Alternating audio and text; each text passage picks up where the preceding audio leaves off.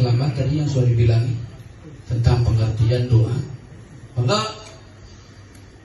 kamu berhak untuk mengetahui sudah berapa lama kamu belajar untuk paham doa. Nah seperti itu. Doa yang kamu panjatkan itu sudah tahu pasti bersih.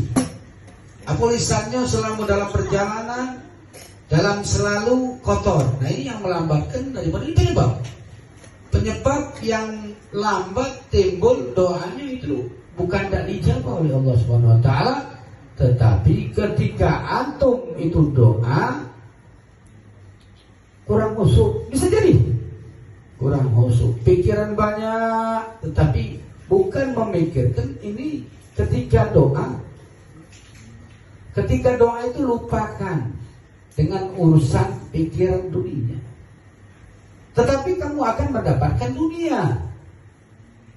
Masuk kategori ini. Ketika antum berdoa itu kepada Allah Subhanahu Wa Taala, diawali dengan harus bersalawat kepada Nabi Muhammad SAW. Doa itu ketika diijabah oleh Allah itu bersanding dulu, kaitkan dulu dengan Nabi kita Muhammad SAW.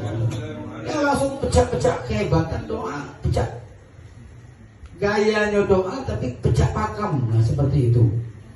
Kayak diterima doanya, tetapi belum tentu doa itu dijabah. Ini banyak koreksi, introspeksi dengan doa-doa. Maka kita harus kaitkan di awal dengan bersalawat kepada Nabi Muhammad dan ditutup diakhiri dengan salawat lagi dengan Nabi Muhammad SAW. Ini yang penting kita pelajari. Di sini tentang pengabulan doa yang terlambat sering terlambat. Nah, kenapa jangan sampai pengabulan doa yang terlambat menyebabkan Anda putus asa? Ya, jangan putus asa. Padahal Anda telah sungguh-sungguh memintanya kepada Allah Subhanahu Wa Taala, telah benar-benar dalam artian sungguh-sungguh benar-benar. Sebab apa? Allah itu menjamin hambanya ketika mendukung dan ditunggu oleh Allah Subhanahu Wa Taala. Antum itu merengek, nangis, memohon dengan sungguh-sungguh. Doa yang kita panjatkan kepada Allah, Allah tuh nunggu. Ketika antum berdoa, sampai di mana keseriusan antum? Contohnya begini. Ketika antum meminta itu kepada orang tua dulu zamannya anak-anak. Masih ingat?